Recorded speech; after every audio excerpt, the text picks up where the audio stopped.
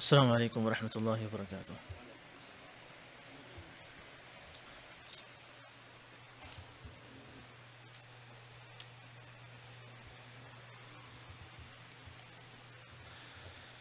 الحمد لله رب العالمين والصلاة والسلام على أشرف الأنبياء والمرسلين سيدنا محمد وعلى آله وصحبه أجمعين أما بعد. Normally we talk about different stories of the prophets every Wednesday. Today it will be a different subject, and that will be, as we are in the month of Muharram, so inshallah today we will be discussing about this month of Muharram, what is the importance of these days, and what is the status of this month and of Ashura, specifically the 10th of Muharram in Islam. From the ahadith we find that this month of Muharram is a very special month out of the 12 months of Islamic year. If we notice our Islamic calendar, we call it the Hijri calendar. It is because our Islamic calendar begins from the hijrah of Rasulullah sallallahu alaihi wasallam from Mecca to Medina. You know, in the history of Islam, many great occasions took place. Many incidents took place. For example, Fath Makkah, conquest of Mecca, Battle of Badr, Hajjatul Wada', the passing away of Rasulullah sallallahu alaihi wasallam, the birth of Rasulullah sallallahu alaihi wasallam. Many great incidents happened, but Allah subhanahu wa ta'ala chose the Islamic calendar to begin from the hijrah, from this migration from Mecca to Medina. That is where the Islamic calendar begins from, telling us and showing us how important this deed, this amal is in the eyes of Allah subhanahu wa ta'ala, that this hijrah is where our Islam is actually starting from. Islamic calendar is starting from here. And if we notice this hijrah, it was a very difficult task. When Sahaba radiallahu anhum had to leave their hometown. Imagine we are living, and our parents, our families, we're all living in one place for many years. We're established there. We have families, we have houses, we have businesses, we have everything, and we're settled in one place for years. And all of a sudden, the order of Islam comes that now you have to leave everything. Leave your businesses, leave your properties, leave your families, leave everyone and everything, and go to another place and live the life of Islam over there. This wasn't easy. Especially leaving overnight without anything. You know, at least one is that a person has time to prepare. He sells his business, he gets the money, he takes the money with him, he prepares another house somewhere else. Sahaba radiallahu anhum ajma'in, they left empty-handed. They left everything back in Mecca. We know the famous incident of Suhaib al-Rumi radiallahu anhu. When he was leaving Mecca Mukarramah, he was doing his hijrah. The kuffar found out that he's leaving from Mecca. And you know, in the kuffar of those days, they used to torture the Muslims, the Sahaba, as much as they can, wanting them to turn away from Islam. So Suhaib radiallahu anhu, when he was leaving Mecca, they found out. And Sahaba radiallahu anhu, they used to leave secretly. Because the kuffar, if they would find out, they would not allow them to leave. They would torture them, they would capture them and beat them and do more tortures. So when Suhaib radiallahu anhu was leaving, kuffar found out, they chased him and they caught up to him. And Suhaib radiallahu anhu had to make a deal with these kuffar, that if you let me go, I will tell you where I hid all my money in Mecca. You can have all of that. And this was the agreement they had. This was the understanding they had, that if Suhaib radiallahu anhu gives them all the money that he's hiding in Mecca, kuffar will let him go. So Sahaba radiallahu anhu sacrificed everything. Not just their houses and properties, their wealth, their families, and everything they've sacrificed. So hijrah was a very special thing in the eyes of Allah subhanahu wa ta'ala. It was a very difficult thing to do. You know, a lot of times we might ask, and just a couple of days ago when I was teaching a lesson in Darul Uloom, and this hadith of hijrah came, and one of the Shaykh al-Hadith of Pakistan, Maulana Suhban Mahmood, I was listening to his recordings of the lessons, and he was mentioning an amazing point. I think this is something that will help all of us, inshallah. That hijrah is a deed, is a very great deed, a very strong amal that Sahaba radiallahu anhum were able to do. What is it for us? How are we able to do that hijrah? It has so much rewards, so many virtues, so many fada'il for doing the hijrah. It's a very special amal. But how can we attain that reward and that virtue? We don't have this hijrah. So he mentions that there's another hadith in which Rasulullah sallallahu alaihi wasallam, he's giving us, those who are coming after the Sahaba, a method of practicing the hijrah by which we can get the reward of that hijrah also. And Rasulullah sallallahu alaihi wasallam tells us in that hadith, al-muhajiru man hajara al-khataya wal-dhunub. Al-muhajiru man hajara al-khataya wal-dhunub. The real muhajir, the person who's doing the real hijrah, is the hijrah of leaving the sins. One is leaving your hometown. That is one hijrah.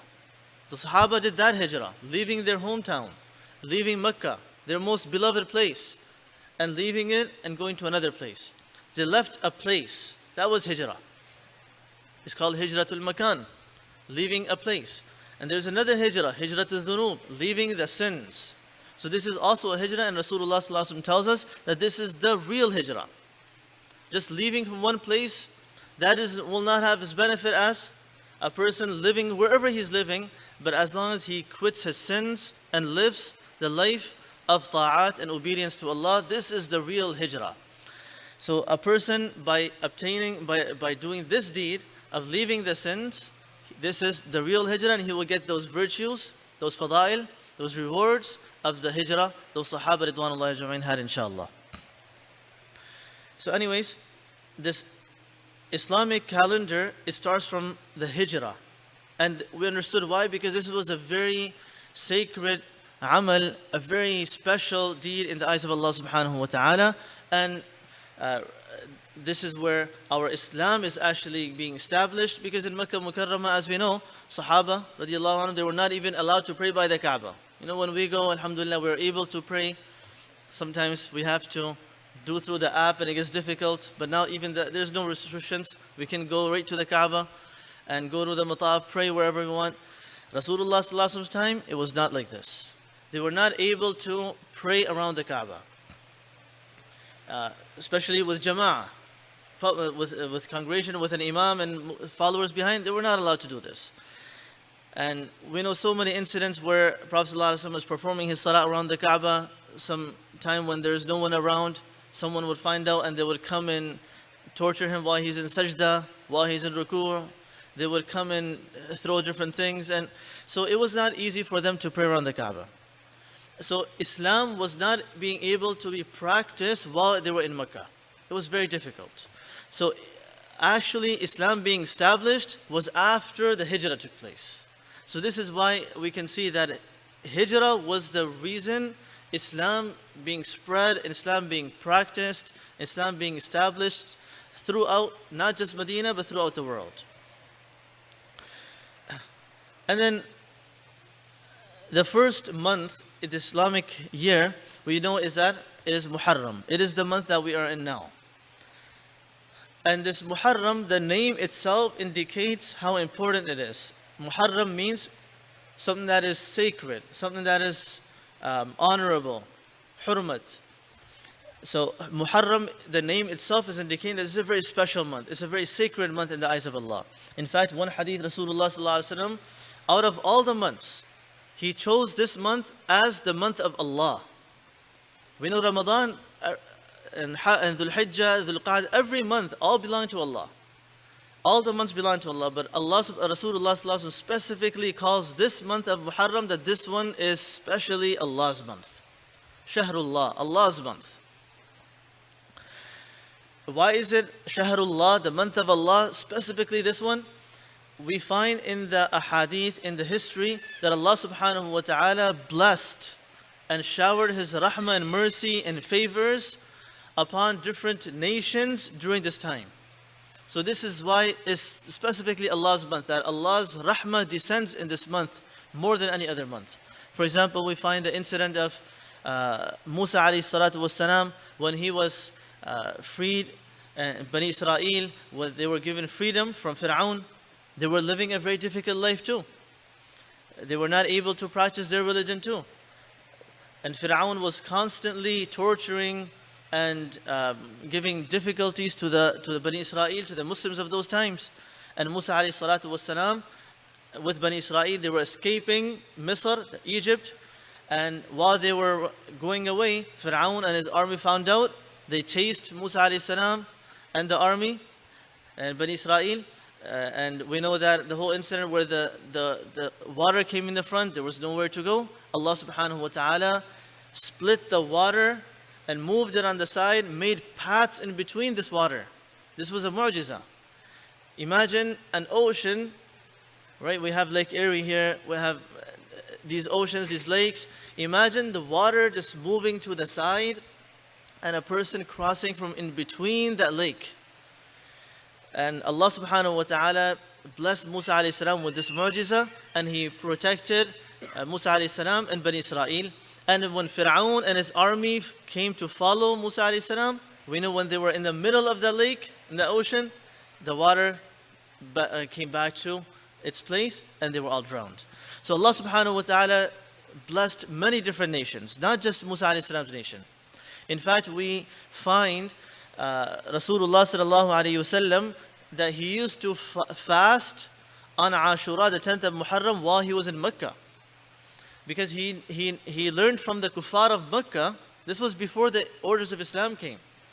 He saw the kuffar of Mecca fasting on Ashura.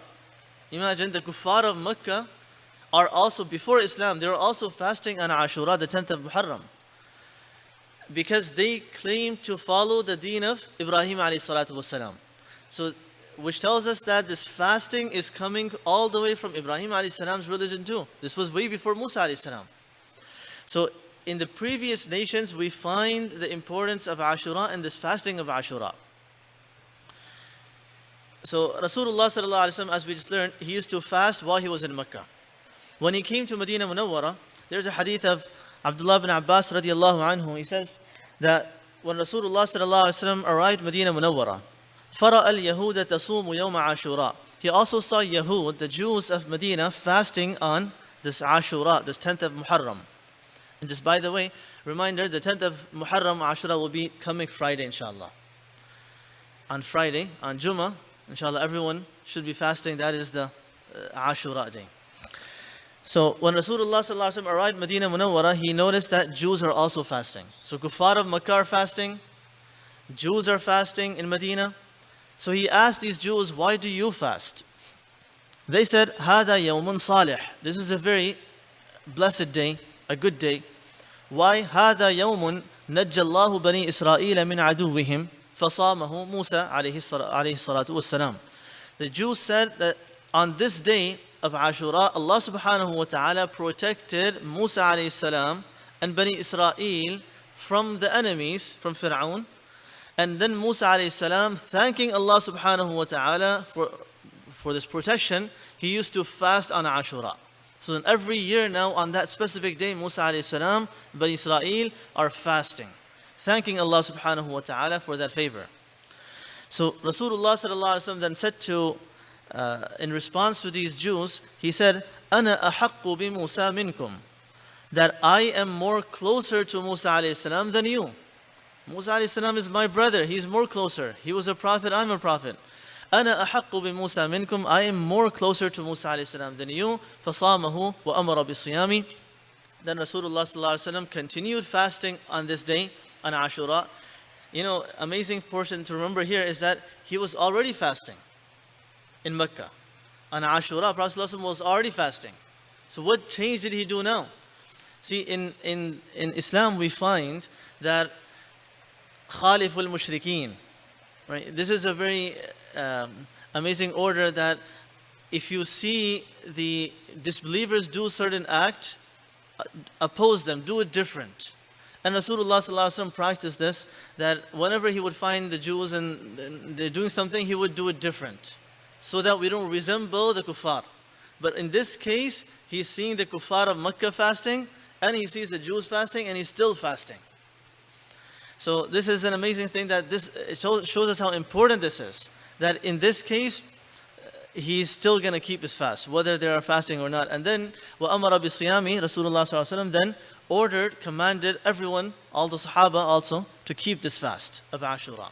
So this was practiced by the Sahaba also, that, I was reading about Abdullah bin Mas'ud radiallahu anhu, one of the great Sahaba radiallahu anhu ajma'in. It is mentioned about him that he was considered to be a Sahabi who would not fast as much. During the year, he would not keep his fastings. Ramadan, here and those. But on Ashura, he would never miss this fasting. So, and it shows us how important it is that if someone is unable to fast throughout the year, at least on Ashura, this one day of the year, we should try to fast. And then we find in the hadith also that during the time when Rasulullah ﷺ was living in Medina, he always fasted on the 10th of Muharram on Ashura. But when it was the 10th year of Hijrah, 10 years into living in Medina Munawwara, he realized that he needs to keep this fast, but at the same time not resemble the Jews. So he said, لَإِن بَقِيتُ إِلَىٰ قَابِلٍ لَأَصُومَنَّ التَّاسِعِ, that if I am alive the following year, I will fast one more day on the 9th of Muharram too. Just so that we don't fast just the way the kuffar are fasting. They fast only on the 10th. We will fast one more day so we don't resemble the kuffar. But as we know, Rasulullah ﷺ, the following year, he had passed away and he was unable to fast one more day. This is why the scholars mention that the sunnah in fasting is just the one day. This is the sunnah fast, because Rasulullah ﷺ never fasted the day before or day after. He only fasted on one day, on the Ashura only, the 10th of Muharram, throughout his life. But he wished that, I can fast one more day. If I'm alive next year, I will keep one more fast on the 9th of Muharram also. I'll keep two fasts. This is why the scholars mention that there's three levels of fasting here. In Ashura, there's three different levels.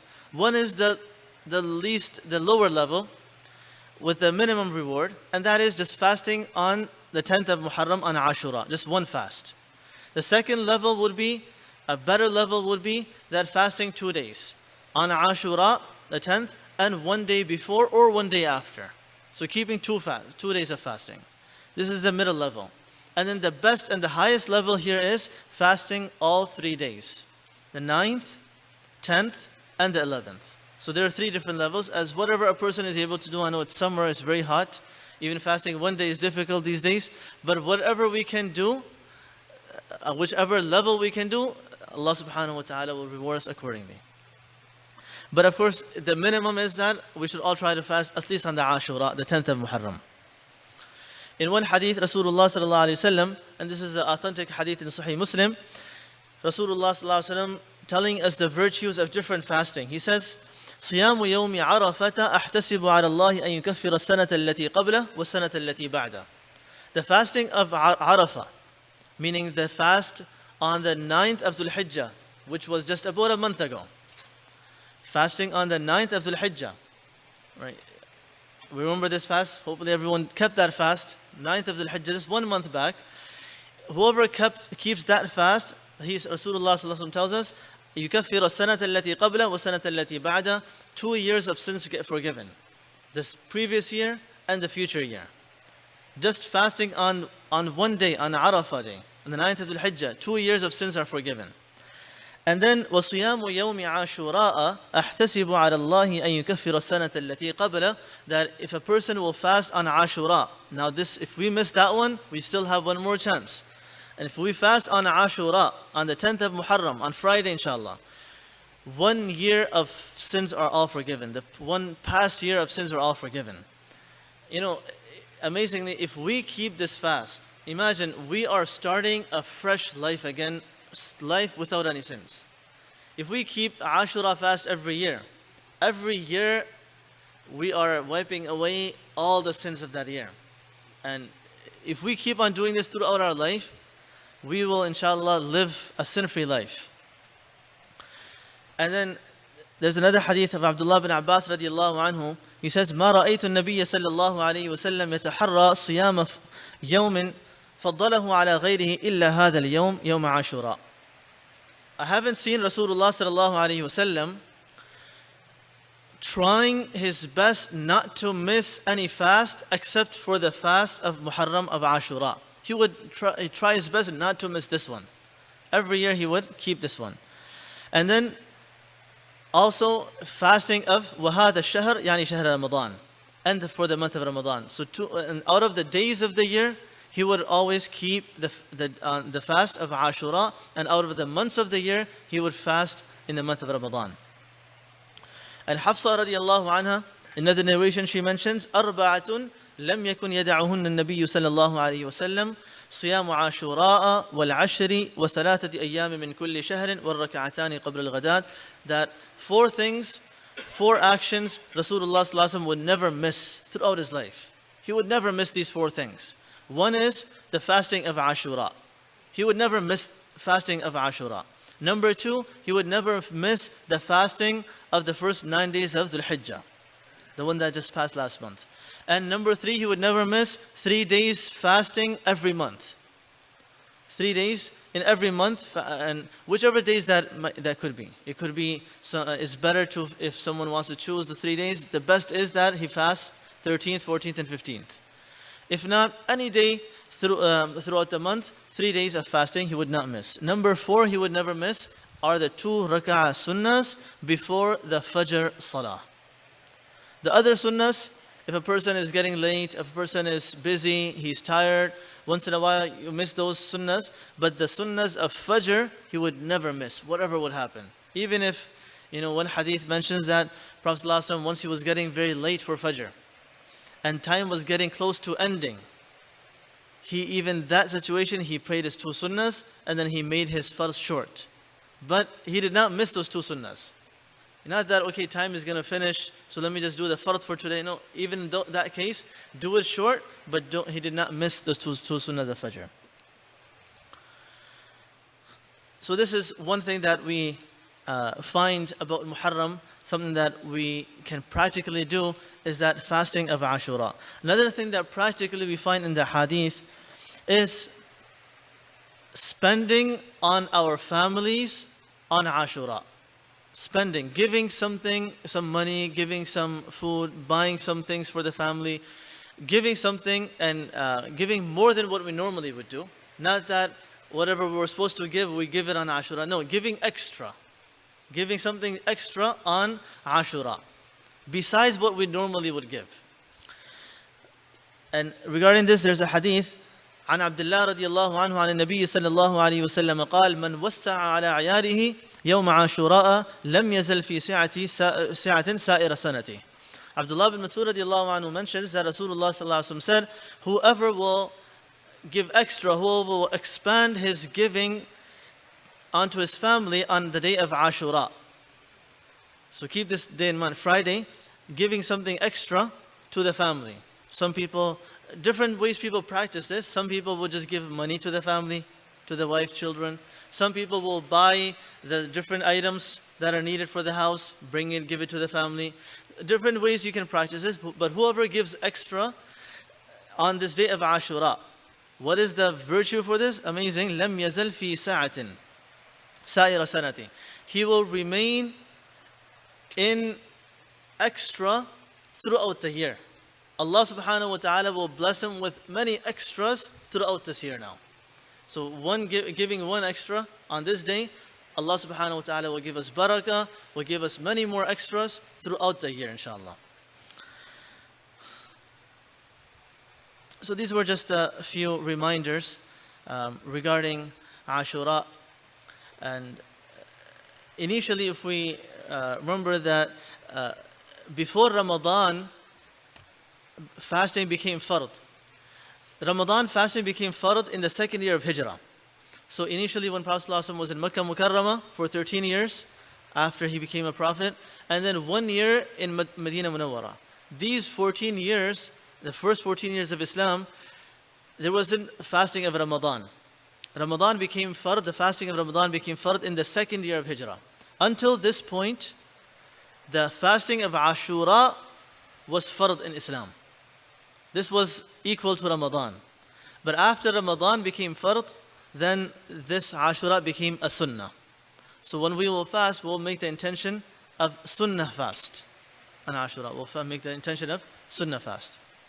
May Allah subhanahu wa ta'ala allow us to live this new life, a new year with a new mission, a new life where we do the hijrah from the sins, we leave the sins, and we live, inshallah, a pure life from this time on. And may Allah subhanahu wa ta'ala allow us to do more good deeds in this year compared to the previous years. Wa akhiru da'wana alhamdulillahi rabbil alameen.